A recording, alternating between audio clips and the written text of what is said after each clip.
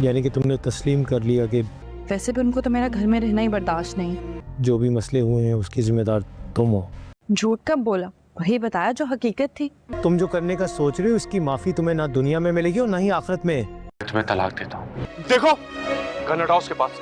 میں نے کہا نا اس کے پاس کچھ نہیں ہے. جو میں چاہ رہی ہوں آپ وہ کر دیں, پھر جو آپ چاہتی ہیں وہ میں کر دوں گی. اور اگر آپ ایسا کچھ بھی نہیں کر سکتی.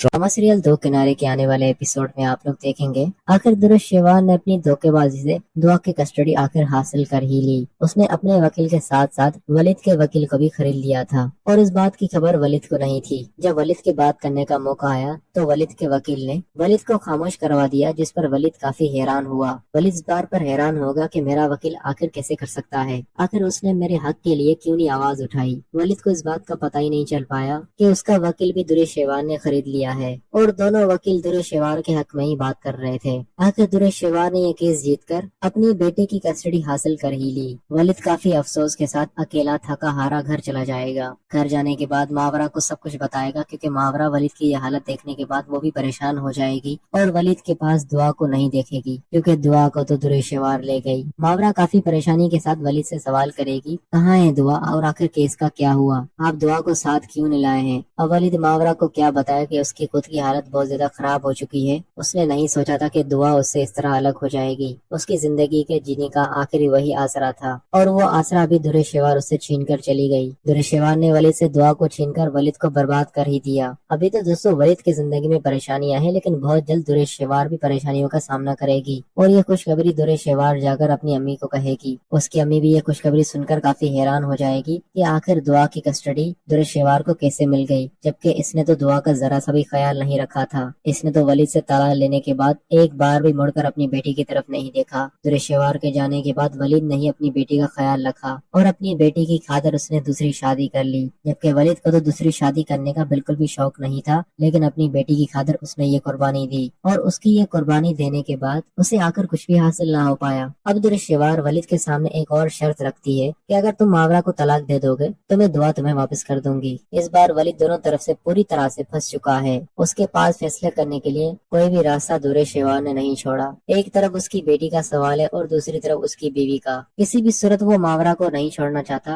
اور کسی بھی صورت وہ دعا کو خود سے جدا نہیں کرنا چاہے گا. اب دوستوں دیکھتے ہیں ولید اس بات میں کیا فیصلہ کرتا ہے. کیا وہ دعا کو حاصل کرنے کے لیے ماورا کو طلاق دے دے گا یا وہ ماورا کے ساتھ زندگی گزارنے کے لیے دعا کو درست شیوان کے پاس رہنے دے گا.